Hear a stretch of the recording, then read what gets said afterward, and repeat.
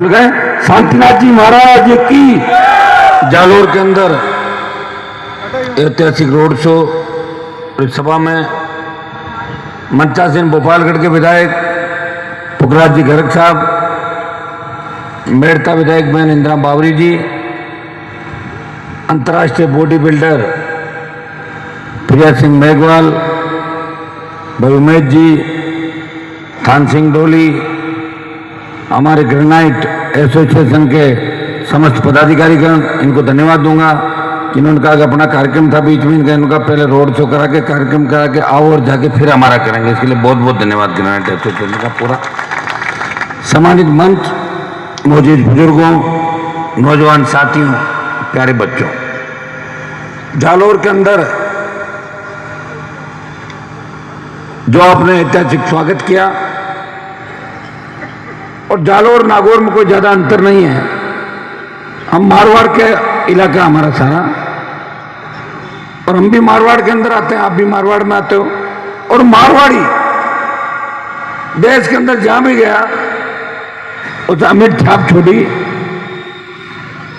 वो उस जिस जगह गया उस जगह का नाम रोशन किया, व्यापार बढ़ाया। और एक कहावत भी चलती है, जहां नहीं पहुंचे बैलगाड़ी वहां पहुंचे मारवाड़ी, ऐसी एक कहावत भी इस देश के अंदर चल पड़ी। मुझे बताते हैं सांसद देश के अलग अलग नॉर्थ ईस्ट से लेके साउथ, महाराष्ट्र, गुजरात तक हमारे लोगों ने अपने दमखम और मेहनत से अपने अपने समाजों को गौरवान्वित किया, और साथ ही साथ यहाँ रोजगार के अवसर खोले लोगों के लिए। काश हमारे नेताओं की अगर ये सोच होती तो जिस जालोर के अंदर, जिस भीनमाल के अंदर हम माई नदी के पानी की बात कर रहे हैं, हम जवाई बांध के गेट खोलने की बात कर रहे हैं, अगर नेताओं की सोच ठीक होती तो बड़े बड़े नेता जालोर, जोधपुर, नागौर के देश की सत्ता के अंदर रहे, प्रदेश के अंदर 1 नंबर पर नहीं रहे, लेकिन 2 नंबर, 3 नंबर, 4 नंबर पर रहे। जानबूझ के इस इलाके का विकास नहीं किया। उनको पता था कि अगर विकास करेंगे तो बराबरी का हक मांगेंगे, और बराबरी का हक मांगेंगे तो उनके बेटे पोतों को राजनीतिक विरासत कैसे मिलेगी। जानबूझ के अंधेरे कुएं में हमें धकेल दिया।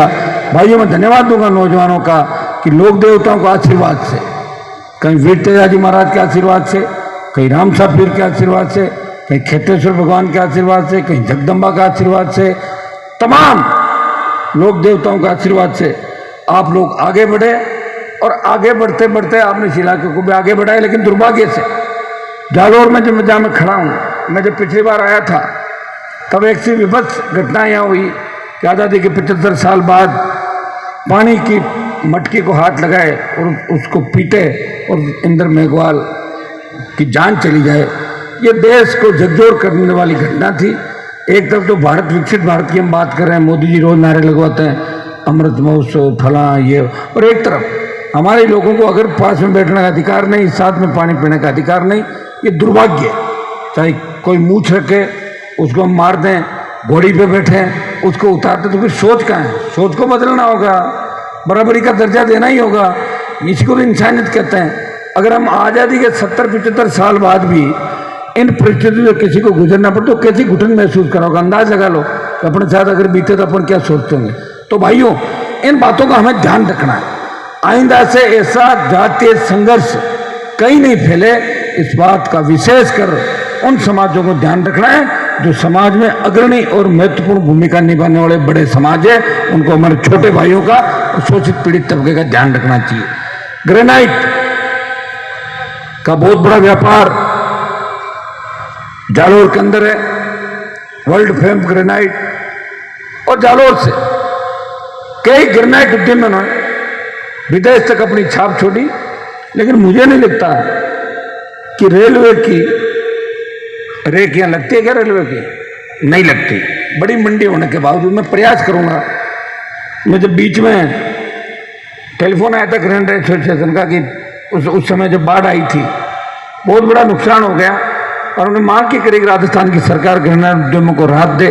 पता नहीं राहत मिली कि नहीं मिली, लेकिन मेरी तरफ से मैंने प्रयास किया। तो मैं आपको विश्वास दिलाता हूँ कि हम जब भी सत्ता के नज़दीक आए सब बातों का ध्यान रखेंगे।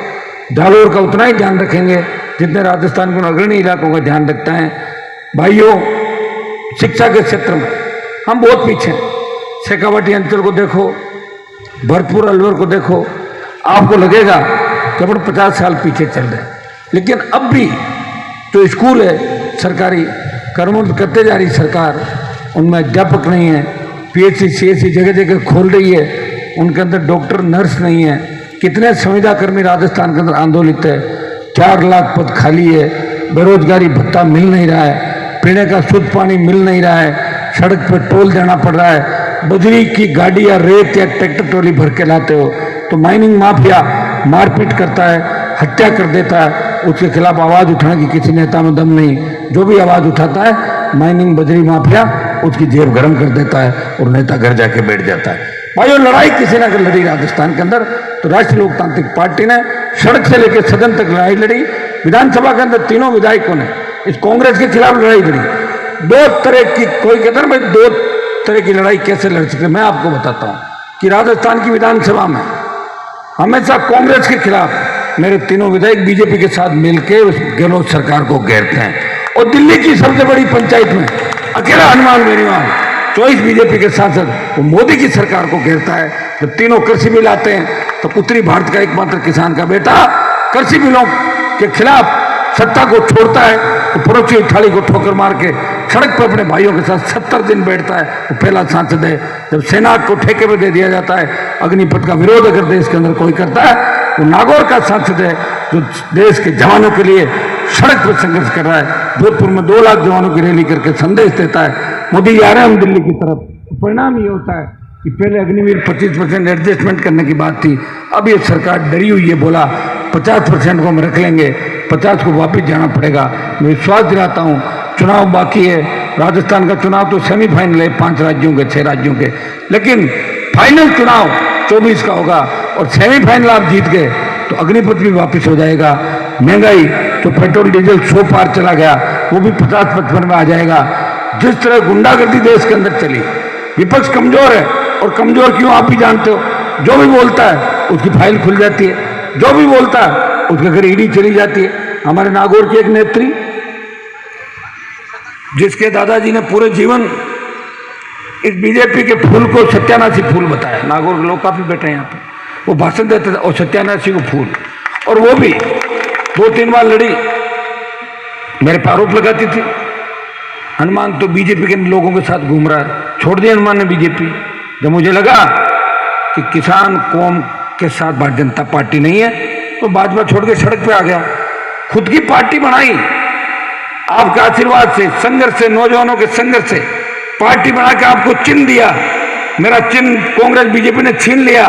बोतल से टायर पर लोकसभा में गठबंधन हुआ मोदी के साथ और 24 सांसदों को टायर पर दिल्ली लेके गया और वापस बोतल का चिन्ह प्राप्त किया। जो चिन्ह का ही झगड़ा था, मेरा चिन्ह भी बड़ी मुश्किल से रहा है। मैं उस नेत्री को पूछना चाहता हूँ, तेरे दादाजी ने अगर पूरे जीवन गालियां दी और तुम खुद बीजेपी के खिलाफ लड़ी और मेरे पर आरोप लगाती थी, तो अब ऐसी कौन सी विपदा आ गई?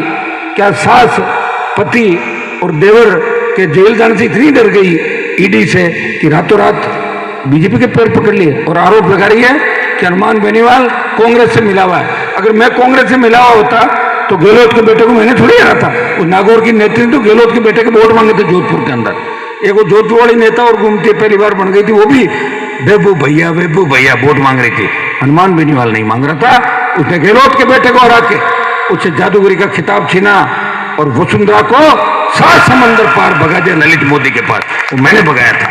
और मोदी अमित शाह को चुनौती देके सड़क पर अगर कोई संघर्ष कर रहा है, वो नागौर का सांसद है जिसका झंडा किसान का झंडा है, जिसके झंडे को अगर पकड़ के कोई खड़ा हो जाए राजस्थान के अंदर, हिम्मत है राजस्थान की सरकार की, दिल्ली की सरकार की कि हनुमान बेनीवाल के कार्यकर्ता की तरफ देख भी ले। अगर देख ले तो 24 घंटे में ऑपरेशन कर दूं मैं सरकारों का। इतनी ताकत इस झंडे के अंदर है। भाइयों, मैं बिना फालतू की पंचायती नहीं करता, लेकिन मेरे लोगों को अगर कोई दुख तकलीफ देता है तो मैं उनके साथ सड़क पर 24 घंटे तैयार रहता हूं। आपने हमेशा देखा है जालौर जिले में पिछली बार मैंने चुनाव नहीं लड़ाए थे। मैं आपको फिर कहता हूं, मैं उम्मीदवार सत्ता संकल्प व्यवस्था परिवर्तन इस यात्रा का नाम दिया। जिस तरह देश तो जब अंग्रेजी हुकूमत का राज था पूरे देश के नौजवान वो जाति देख के नहीं लड़ रहे थे, वो सादत दे रहे थे और वो कह रहे थे अंग्रेजों भागो, भारत छोड़ो, भारत को गुलामी की बेड़ों से मुक्त करवाना है। तब जातिवाद की बात नहीं करते थे। उसी तरह आज राजस्थान डूब रहा है, हमारी बहन बेटियां सुरक्षित नहीं, उनकी चीख पुकार सुनो। जिस तरह बच्चे आत्महत्या करा कोटा के कोचिंग संस्थानों के अंदर, नौजवान बेरोजगार से तंग आकर आत्महत्या कर रहा है, नरेगा में मजदूरी करके लोग अपने बच्चों का पेट पालन कर रहे हैं, पेपर लीक हो रहे हैं, बजरी माफिया हावी है, थाने तहसील में कोई सम्मान नहीं आपका, थाने एम्बुलेंस के अंदर रेप की घटनाएं हो रही है। कौन बचाएगा इस राजस्थान को? कोई लोग देवता नहीं आएगा आपके बीच बचाने के लिए। आपको इस राजस्थान को बचाने के लिए इस बोतल के साथ, आरएलपी के साथ राजस्थान के अंदर चलना है। मैं विश्वास दिलाता हूं कि आरएलपी अगर सत्ता के अंदर आ गई, कर्जा माफ भी होगा, सड़क पर टोल नहीं देना पड़ेगा। मजाल है कि अपराध राजस्थान में घटित हो जाए, अपराधी झोली झंडे लेके बंगाल की खाड़ी के अंदर भाग जाएंगे, या एक भी राजस्थान के अंदर नहीं बचेगा। इसके लिए सरकार चाहिए। सरकार कौन बनाएगा? आप बनाओगे। अब कैसे बनाओगे बता दूंगा। जालोर का टिकट आरएलपी जिसको दे उसकी मदद कर देना सारे लोग। ये तो रिजर्व सीट है, इसमें ज्यादा जोर भी नहीं आएगा आपको। आएगा क्या? वोट दे ही रहे हो हमेशा, कांग्रेस को दे रहे हो, बीजेपी को भी दे रहे हो। अब बार हमें दे के देख लेना। अगर मैं नहीं लड़ा हूं वोट मत देना, और आपके लिए लड़ा हूं तो वोट दे देना। इतना ही ध्यान हम सबको रखना। तब जाके एक हनुमान बेनीवाल संघर्ष का बिगुल बजा रहा है, प्रयास कर रहा है, अपने भाइयों को जगा रहा है। लेकिन सारी सीटों पे मैं अकेला कुछ नहीं कर पाऊंगा। आप मुझे आशीर्वाद दें, मुझे मजबूत करें। अगर आप चाहते हैं कि आपके सपनों का राजस्थान हो, आप बताइए पिछले 1 साल के अंदर कितनी जातियों ने अपने सम्मेलन किए? जोधपुर में किए, जयपुर में किए। हर जाति अपनी ताकत दिखा रही नहीं दिखा रही है। ये मैंने जगाया आपको सबको, मैंने जातिवाद नहीं फैलाया, याद दिलाया तुम लोगों को कि हर जाति को टिकट का अधिकार है, उनके एमएलए बनने चाहिए, उनके एमपी बनने चाहिए। हर जाति का एमएलए एमपी बनेगा, मंत्री बनेगा, तभी उस जाति का विकास होगा। ये हनुमान बेनीवाल के संघर्ष का ही परिणाम है कि नौजवान 1 मिनट में थाने के आगे खड़े हो जाते हैं, बैठ जाते हैं, नारेबाजी करते हैं, कलेक्ट्रेट को घेर लेते हैं और न्याय लाते हैं। ये मैंने लड़ना सिखाया राजस्थान के मेरे छोटे भाइयों को। 25 साल की पूरी जवानी समर्पित कर दी। अब तो आप हिम्मत करके एक बार मदद कर दो सारे सारे। देखो जो लड़ेगा वो बहुत कम लोग लड़ने वाले मिलते हैं। लोग लड़ते नहीं, लोग तो मंत्री पद के लिए नहीं पता नहीं क्या क्या कर लेते बेचारे। बस मंत्री बना दो उनको। सुबह किसकी कसम खाते हैं, शाम को किसकी। हमारे नागौर के अंदर तो ऐसे नेता भी थे 48 घंटे के अंदर 3 पार्टियां बदल ली। पता लगा एक पार्टी में गए, पता लगा टिकट नहीं मिल रहा, रात को बोला मैं तो दूसरी पार्टी में जाऊं, उसमें चले गए। हॉस्पिटल में पड़े पड़े विकास थी बोले मैं वापस आ गया, आया फिर गया। रिकॉर्ड नागौर के उन नेताजी के नाम। 48 घंटे में 3 पार्टी बदली। मैंने पार्टी नहीं बदली, मैंने बना ली पार्टी।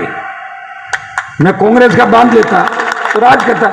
और पार्टी बना के जितने नेता मंच में बैठे इनमें नौजवान है ज्यादातर। उमेश जी बैठे बाइतू से, पुकरा जी एमएलए। आप देखिए ये आरएलपी का ही मंच है जहां हर जाति के नेता को बोलने का अवसर मिलता है, उसे लड़ने का अवसर मिलता है। और हनुमान बेनीवाल उसकी मदद करता है। पिछले 20-25 साल के अंदर मेरी वजह से कभी मैंने कानून व्यवस्था नहीं बिगड़ने दी, और मैंने जिसका हाथ पकड़ा उसकी नया बेहतर नहीं पार कराई, उसको बीच रास्ते में नहीं छोड़ा।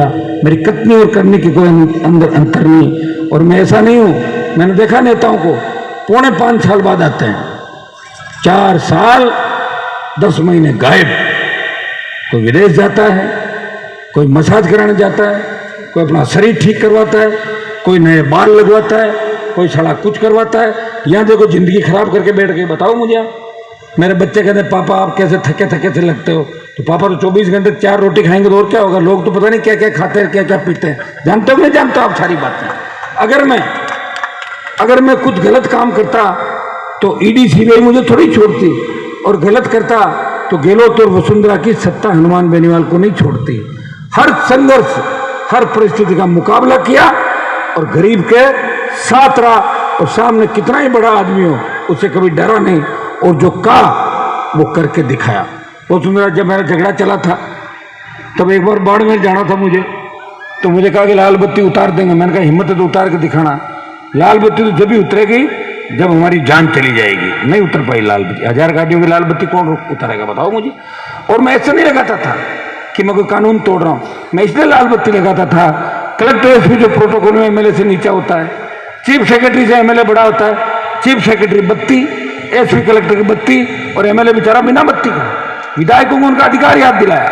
मैं नागौर में जब विधायक बन के गया तो मैं देखता था कि पहले एमएलए पर्ची लेके कलेक्टर एसपी के बाहर बैठे थे, और मेरे बनते ही जैसे ही एमएलए जाता है कलेक्टर एसपी बाहर से आओ विधायक जी पधारो, आओ आओ, खड़ा होके जाता है। तो ये सम्मान बढ़ाया, शुरुआत करी नागौर से और पूरे राजस्थान के अंदर हर व्यक्ति को उसका हक और अधिकार दिलाया, और लोकतांत्रिक व्यवस्था के अंदर जो लोकतांत्रिक सिद्धांत है उनको स्थापित किया, हर वर्ग के लिए लड़ा, हर जाति का। अभी राजस्थान में छात्र संघ के चुनाव बंद हो गए, कोई बोला क्या कांग्रेस बीजेपी का नेता? मेरा तो कोई छात्र संगठन भी नहीं है, फिर भी मैं बोला मेरे भाइयों के लिए चुनाव कराऊंगा। जब बरसात हो गई 2.5 घंटे तक हनुमान बेनीवाल उन बच्चों के साथ भीग रहा था। आपने वीडियो देखा था क्या भीगते हुए? हाँ, तो फिर ऐसे देखते रहोगे, आगे भी लड़ता रहूंगा, संघर्ष करता रहूंगा। अभी अखबार वाले मुझे पूछ रहे थे क्या आप ये बताओ कि अगर कांग्रेस बीजेपी की सरकार नहीं बने तो फिर आप क्या करोगे?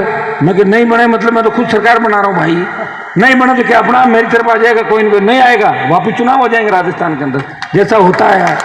कोई चीज नहीं उसका इलाज क्या है, वापिस इलेक्शन फिर बन जाएगी। लड़ाई पूरी लड़ेंगे, कांग्रेस बीजेपी से किसी तरह गठबंधन राजस्थान में नहीं करेंगे। राजस्थान की क्षेत्रीय पार्टियां जो दलित शोषित की बात करती, बीएसपी, बीएपी, बीटीपी या अन्य कोई मजबूत व्यक्ति है, उससे जरूर हम बात करेंगे। जब हम नहीं जीत सकते और हमारे खड़े होने से अगर कोई मजबूत आदमी के घुटने टिक जाते हैं तो ऐसा काम करने का शौक भी हमें नहीं है। लेकिन कांग्रेस बीजेपी के किसी नेता को आरएलपी से कोई फायदा राजस्थान में नहीं होगा, ये मैं जालोर की धरती से कह के जा रहा हूं। तो 2 महीने बाद चुनाव हो तो मुझे वापस देख लेना। इस बार तो मैं यात्रा, संकल्प यात्रा के अंदर आया हूं। अगली बार जब जालोर से आरएलपी का प्रत्याशी पर्चा भरेगा तो उसका पर्चा भराने में आऊंगा और उसके समर्थन में बड़ी रैली भी करके जाऊंगा। बहुत बहुत आपको धन्यवाद। इसी तरह आशीर्वाद बना के रखना, हमेशा आपके लिए संघर्ष करता रहूंगा। जालोर के जिले के जो भी मुद्दे हैं मैं सबको साथ लेके चलूंगा। 2-3 जोरदार जयकारा आप लगाएं। शांतिनाथ जी महाराज की। एक अनार की सरकारी मंडी की बात चली है, उसके लिए भी प्रयास करें। मैं पूरा प्रयास करूंगा अनार की सरकारी मंडी यहाँ पे खुले। बहुत बहुत आपको धन्यवाद। जय हिंद।